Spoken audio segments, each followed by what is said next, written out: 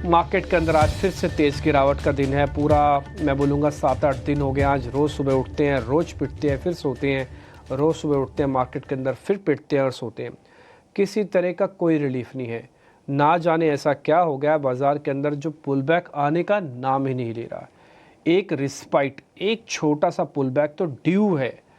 वो किसी भी एंगल से अगर आप समझना चाहें तो ड्यू है। एक्स्ट्राऑर्डिनरी टूट गए इसलिए ड्यू है, वैल्यूएशन अच्छी हो गई इसलिए ड्यू है, 15% 16% एफआईज है इसलिए ड्यू है, आपके पास अब बजट जैसा इवेंट है इसलिए ड्यू है, आपके पास अर्निंग्स में टीसीएस ने अच्छे नंबर दिखाए उसके बाद आप नहीं चले इसके बस ड्यू है। ग्लोबल मार्केट्स के साथ अगर आप थोड़ा भी सिंक इन करेंगे तब भी एक ड्यू है। और बहुत सारी चीज़ ऐसे इंडिकेट करती हैं कि एक छोटा रिस्पाइट, एक छोटा पुल बैक तो ज़रूर है। वो छोटा पुल बैक बड़े पुल बैक में बदलेगा नहीं बदलेगा वो भविष्य में है। अभी उसमें डाटा चाहिए, मैन्युफैक्चरिंग चाहिए और बहुत सारी चीज़ चाहिए। बट इस जगह पर आके एक छोटे से पुल बैक की मार्केट को बहुत बड़ी दस्तार है, बहुत बड़ी रिक्वायरमेंट है उसकी, और वो अभी है नहीं, एब्सेंट है। आज इंडिया विक्स जो उसने हाई बनाया उसको बाद में ब्रेक तो नहीं कर रहा, बट बार बार इंडाइसेस वहाँ पे पहुँच रहे हैं अपने पुराने लोस को ब्रेक करने के लिए, specially in the bank Nifty. अभी भी आप देखेंगे तो 450 पॉइंट की गिरावट है। एक मिनट के लिए ये गिरावट करीब 250 पॉइंट की रह गई थी, लेकिन फिर से 200 पॉइंट टूटने के बाद ये उसी खतरनाक एरिया में वापस पहुंच गया है जहां पे नया लो भी बना सकता है। थोड़ा सतर्क रहें, थोड़ा सावधान रहें, बस इतना ही मैं कहना चाहता हूँ। दूसरा पॉइंट, थोड़ा सेलेक्टिव हो जाए। पुराना माल ले रखा है तो नए को ज़्यादा प्लस करने की होड़ ना मचाए।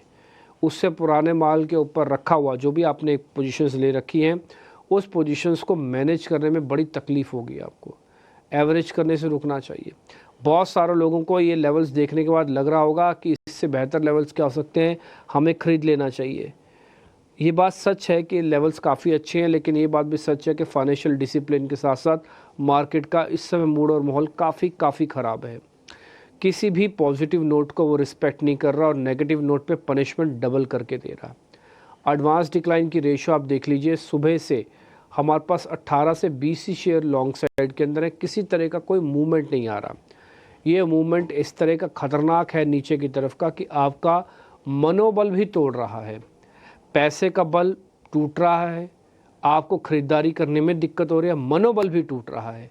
एक और चीज़, मेरा ऐसा मानना है कि बाज़ार अगर पुल बैक देता भी है, जिसके चांसेस अभी काफ़ी कम दिख रहे हैं, चमत्कारिक ढंग से ऊपर आ जाए वो एक बात अलग है कि इसके चांसेस काफ़ी कम है, लेकिन अगर आ भी जाता है तो होड़ उस चीज़ की नहीं लगेगी कि ख़रीदना है, होड़ उस चीज़ की लगेगी कि मेरे को बेचना है, क्योंकि आप ऊपर के रेट पे काफ़ी अच्छे से फंसे हुए आए हो। तो ये मेरा अपना फीलिंग है मार्केट्स को लेकर कि इस समय थोड़ी मेहनत, थोड़ा अपने मन को समझाना, थोड़ा फाइनेंशियल डिसिप्लिन रखना, ये सारी चीज़ें बहुत हद तक इस समय रिक्वायर्ड है। जल्दबाजी ना करें, एग्रेशन ना दिखाएं, चुप करके शांति से बैठे रहें, मार्केट को अपने तरीके से सेटल होने दें। आपकी मर्ज़ी से, मेरी मर्ज़ी से मार्केट नहीं चलेगा, ये हमको अच्छे से समझ में आ रहा है। ठीक है जी, देखते हैं क्या होता है आज। इसी सभी मुद्दों को समझाने के लिए हमारे साथ मेहमान होंगे अजीत मिश्रा, उनसे हम करेंगे बातचीत और उनसे ज़रा समझेंगे कि कैसे ट्रेड लेना है, क्या ट्रेड नहीं लेना है, ये किस में क्या बचेगा, क्या छूटेगा, ये सब आपके सामने होगा। लेकिन उससे पहले उनसे बातचीत करें। चंदन तापड़िया शुक्रवार को हमारे मेहमान थे, उनका रिपोर्ट कार्ड हमारे पास बना हुआ है, पहले आपको वो दिखाते हैं।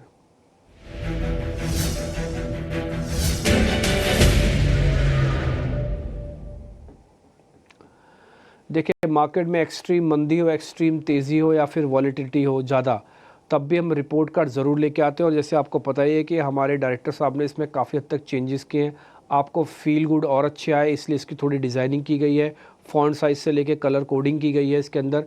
तो आप रिपोर्ट कार्ड के अंदर देख पा रहे हैं, वोल्टास बेचने की रिकमेंडेशन थी, डीएलएफ बेचने की रिकमेंडेशन थी, आरईसी भी बेचने की रिकमेंडेशन थी।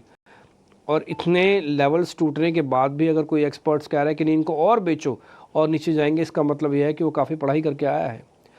तीसरे में आईआरसीटीसी बेचने की रिकमेंडेशन थी, लेकिन आईआरसीटीसी ने अपने आप को रोका, एसएल कट गया। विप्रो ने रोका, एसएल कट गया। एमजीएल ने रोका, खरीदने की रिकमेंडेशन थी, वो नहीं चला, एसएल कट गया। तो 3 शेयरों पे स्टॉप लॉस कटे। 3 शेयरों का आपके पास टारगेट, यानी कि टारगेट तो मैं नहीं बोलूँगा, रिटर्न जो है वो स्विंग ट्रेड का मिला है शुक्रवार से लेके सोमवार के बीच बीच में। और बाज़ार की मनोस्थिति कुछ ज़्यादा नहीं है। बाज़ार कमज़ोर था इसलिए रिपोर्ट कार्ड में ही आ गया, अगर बाज़ार में थोड़ा भी पुल बैक आता तो शायद फिर अलग ही रिपोर्ट कार्ड बन के आता। ठीक है जी, ये हम हमेशा से करते रहेंगे। अब आपको लुक एंड फील भी आ रहा होगा इस रिपोर्ट कार्ड का, और काफ़ी हद तक जो हमारी कोशिश है और जो हम कहते भी आए हैं, ये रिपोर्ट कार्ड दिखाने की हिम्मत सिर्फ हम ही कर रहे हैं, और वो भी सिर्फ 12 बजे के शो में आपको मिलेगा, ना तो किसी और चैनल पे मिलेगा, ना ही हमारे ही चैनल के किसी और प्रोग्राम में मिलेगा। हम इसको रिपोर्ट कार्ड को सहेज के, और आज से नहीं कर रहे हैं, आपको पता होगा जब से हमने शो शुरू किया तब से कर रहे हैं।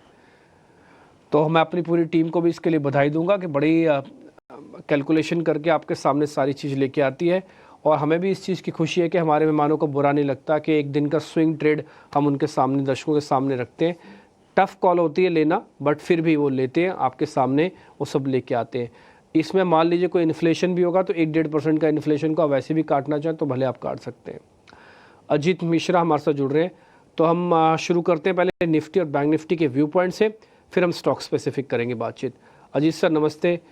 जैसे मैं थोड़ी देर आपके पहले आने से बोल रहा था कि हम रोज़ सुबह उठते हैं, पिटते हैं, फिर सो जाते हैं, रोज़ सुबह उठ रहे हैं, पिट रहे हैं, फिर सो रहे हैं, किसी तरह का कोई पुल बैक नहीं मिल रहा, किसी तरह की कोई सहानुभूति नहीं है, ना तो देश की वित्त मंत्री आई, ना ही LIC का नाम हमने सुना, ना ही कोई FI सुनने में आ रहा है, तो फिर बाज़ार को चलाएगा कौन? क्या इसी तरह से ही पिटते रहेंगे?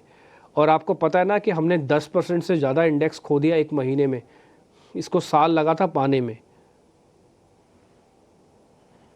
शुक्रिया डिम्पी। देखिए, बिल्कुल नेगेटिविटी है मार्केट में, और उसको डिनाई करना, उससे भागना इज नॉट अ सोल्यूशन। तो जो कि मैं बहुत क्लियरली बोलता हूँ कि जब ट्रेडिंग की बात आती है तो जितना आप लॉन्ग में कंफर्टेबल हैं उतना आपको शॉर्ट में कंफर्टेबल होना चाहिए, अदरवाइज मार्केट आपको पनिश करेगी और बहुत मुश्किल हो जाएगा आपकी पोजीशंस को मैनेज करना।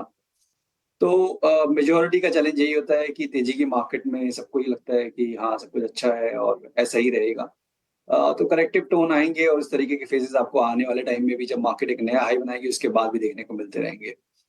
अभी की सिचुएशन ऐसी है डिम्पी कि नवंबर मंथ के लोज़, जो कि हम काफ़ी टाइम से बात कर रहे थे, कि उसकी रीटेस्ट की पॉसिबिलिटी बन गई थी, जबकि हमने जो करीब डेढ़ 2 वीक पहले जो एक रिकवरी आई थी, जो फ़ील्ड आउट हुई लास्ट वीक में, तो उसके बाद क्लियरली इंडिकेशन यही थे कि नवंबर मंथ के लो उसको रीटेस्ट होने वाला है, और वो आज हमने कर दिया।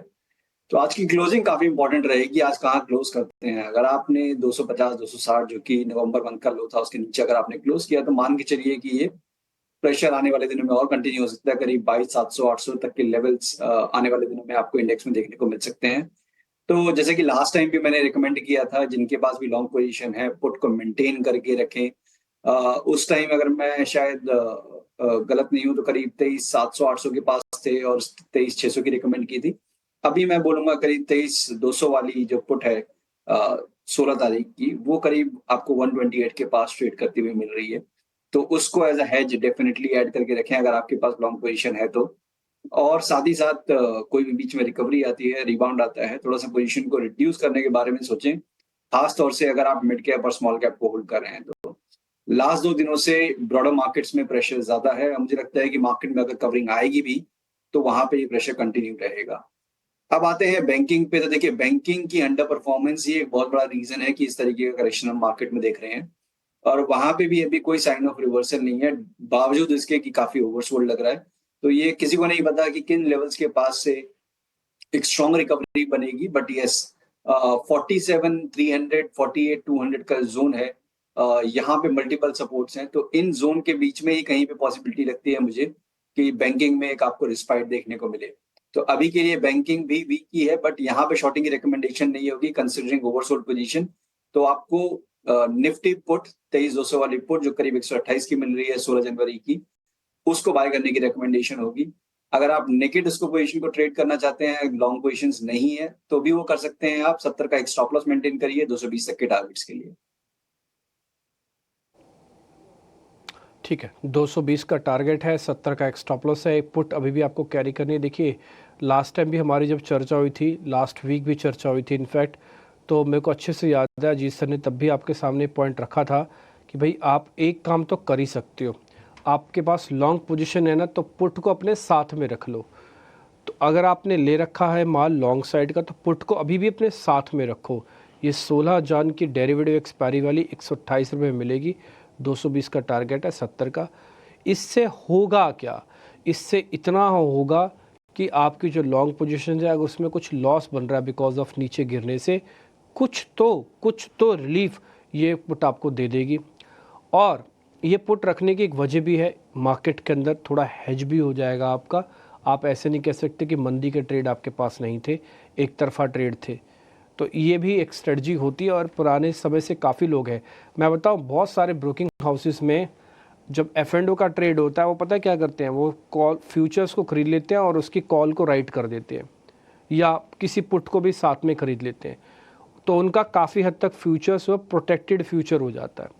ये बहुत सारे लोग करते हैं, ये कोई नया नहीं है मार्केट के अंदर, ये बहुत पुराना ऑर्थोडॉक्स तरीका है बाज़ार के अंदर फ्यूचर्स में ट्रेड करने का, कि फ्यूचर लेना है तो साथ में पुट कवर कर दो, बेचना है तो साथ में कॉल ले लो।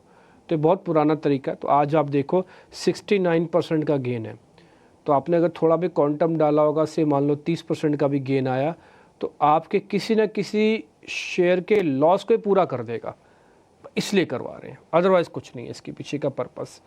आगे बढ़ते हैं। जब इंडेक्स में कुछ है नहीं है, एक पुट आपको साथ में रखने के लिए बोल दिया गया, अभी भी रखने के लिए बोला है, तो ज़रा शेयर्स पे आ जाते हैं। पहले ताज़ा खरीदारी वाले शेयर्स आज स्क्रीन पे लेके आइए।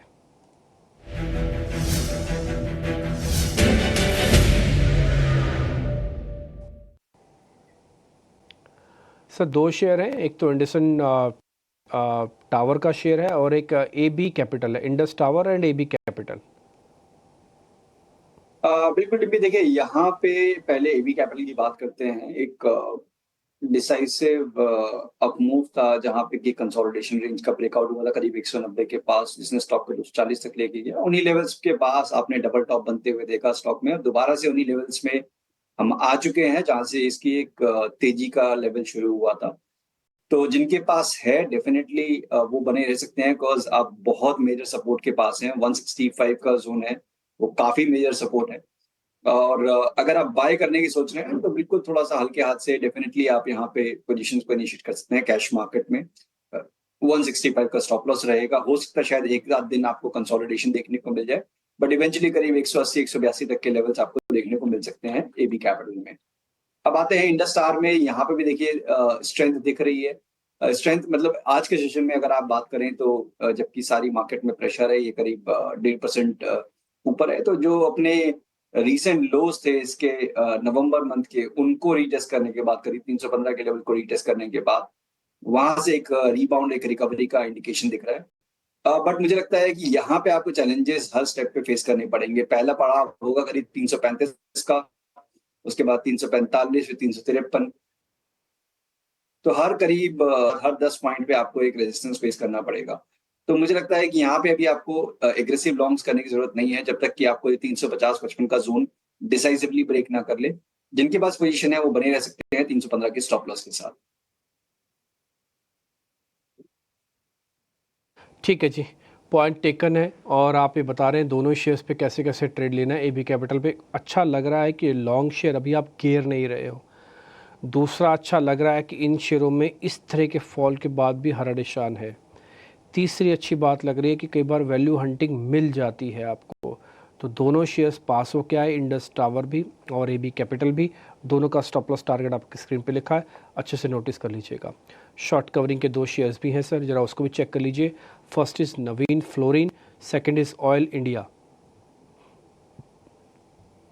देखिए लास्ट वीक डिम्पी जो हमने देखा था कि केमिकल स्टॉक्स में से खासतौर से दो बड़े नाम SRF और नवीन फ्लोरिन, इनमें काफी स्ट्रॉन्ग ट्रैक्शन देखने को मिला था विद वॉल्यूम्स। और लव का फेज है, स्टॉक ने एक डिसेंट करेक्शन दिखा दिया नवीन फ्लोरिन ने।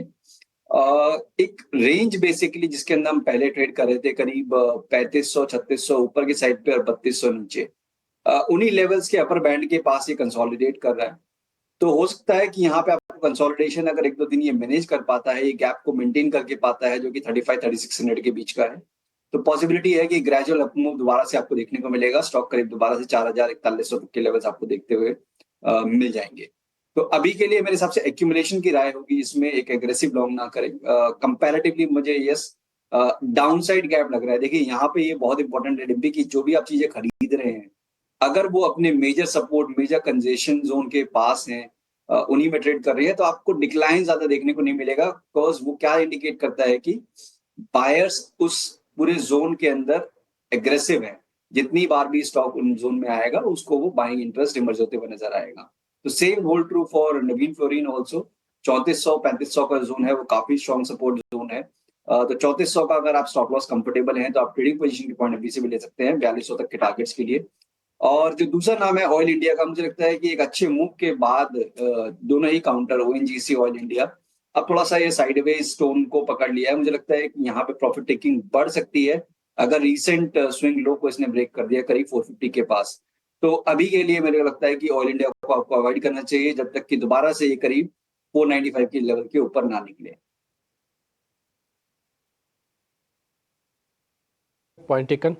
तो ये कुछ एक ट्रेड भी है, इसमें एक अवॉइड की कैटेगरी में ऑयल इंडिया को डाल दिया। नवीन फ्लोरिन आपके सामने आ जाएगा, आप उसके लेवल्स नोट कीजिएगा। इंडस टावर और साथ ही एबी कैपिटल्स भी आपकी लिस्ट में हैं, तो नोटिस कर लीजिए सबको। शेयर्स भी सर से चेक करवा लें। अब तक हमने तेज़ी वाले शेयर्स चेक कर लिए हैं, एबी कैपिटल, इंडस टावर और एक कवरिंग का शेयर निकल गया था नवीन फ्लोरिन। अब जरा बिकवाली वाले शेयर्स।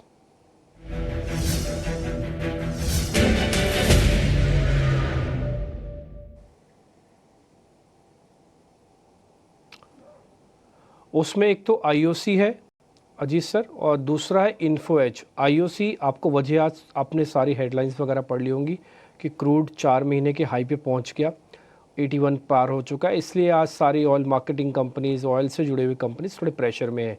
एक बार इसको भी चेक कर लो, एक इन्फो एज भी चेक करना। बिल्कुल टिम्पी, देखिए ओएमसी पूरी बास्केट आज प्रेशर में है और आईओसी को अगर आप देखेंगे तो हाल फिलहाल में जो उसकी परफॉर्मेंस रही है कहीं ना कहीं with in the sector under performance रही है। मींस जो रिकवरी आई थी कुछ खास डिसाइसिव नहीं थी। आप शॉर्ट टर्म एवरेजेस के नीचे ही ट्रेड कर रहे थे वीकली चार्ट्स पे, और आज आपने जो वीकली उस पे आपका प्रीवियस लो था उसको आपने डिसाइसिवली ब्रेक किया गैप के साथ। तो इंडिकेशन तो यही है कि ये प्रेशर कंटिन्यू होते नजर आएगा। 129 इसका एक रेजिस्टेंस एरिया बन गया है, नीचे पे करीब ग्रेजुअली सही 114 112 तक के लेवल्स पॉसिबली आपको आने वाले दिनों में देखने को मिल सकते हैं। तो डेफिनेटली यहाँ पे आप शॉर्ट पोजीशन मेंटेन करके रख सकते हैं with 129 as a stop loss. अब आते हैं नौकरी पे, इन्फो एज। देखिए यहाँ पे काफी शार्प करेक्शन हुआ है भी, मतलब अगर पिछले करीब 5-6 सेशन देखें तो एक भी ग्रीन कैंडल आपको नजर नहीं आएगी। मींस एक बार भी ये पॉजिटिव ट्रेड नहीं हुआ, तो काफी शार्प करेक्शन कहेंगे। मींस ऑलमोस्ट पिछले करीब 2-2.5 महीने के जितने भी गेन से सारे इसने हटा दिए हैं। तो अब आप लॉन्ग टर्म एवरेजेस के पास आ गए हैं, करीब 7260 के पास आपका 200 days exponential moving average placed है, और उन्हीं लेवल्स के करीब आपके जो प्रीवियस स्विंग लो है उनके लेवल्स भी आते हैं। मुझे लगता है कि वहां पे जाके शायद आपको एक बार को पॉज देखने को मिलेगा 7260 के पास। तो यहाँ पे रिस्क रिवॉर्ड शॉर्टिंग के लिए फेवरेबल नहीं है, बट जिनके पास पोजीशन है वो मेंटेन करिए 70 to 60 as strict stop loss. Recovery के केस में 78-7850 का जोन है, वहां पे एक बार आता है निकलने के बारे में सोचना चाहिए। ठीक है अजीत सर, आपके ट्रेड कौन से हैं? बिल्कुल टिम्पी, देखिए यहाँ पे दो सेक्टर्स लार्जली, जैसे डिफेंसिव्स में से आपको आईटी और फार्मा अलोंगसाइड विद एफएमसीजी, यहाँ पे कहीं ना कहीं आपको थोड़ा सा रेजिलियंस दिख रहा है।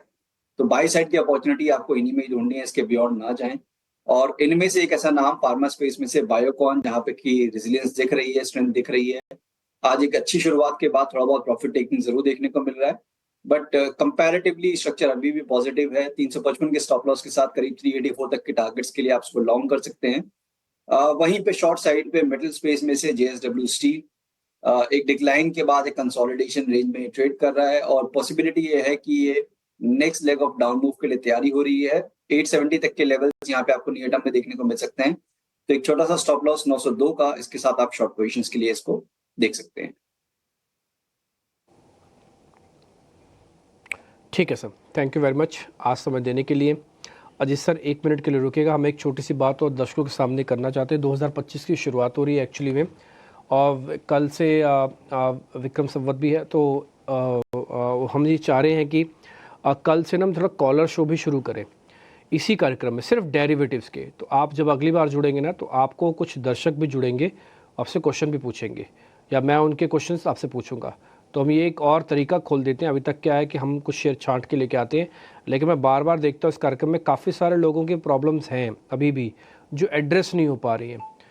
तो कैश के तो स्टॉक नहीं ले पाएंगे क्योंकि शो डेडिकेटेड टू F&O है, इसलिए F&O के शो के क्वेश्चंस ज़रूर लेंगे और ये हम कल परसों से ही शुरू कर देंगे। ठीक है, thank you very much sir, समय आपने निकाला, अच्छा लगा आपसे बातचीत करके। फिलहाल इस कार्यक्रम से भी इतना ही, नमस्कार।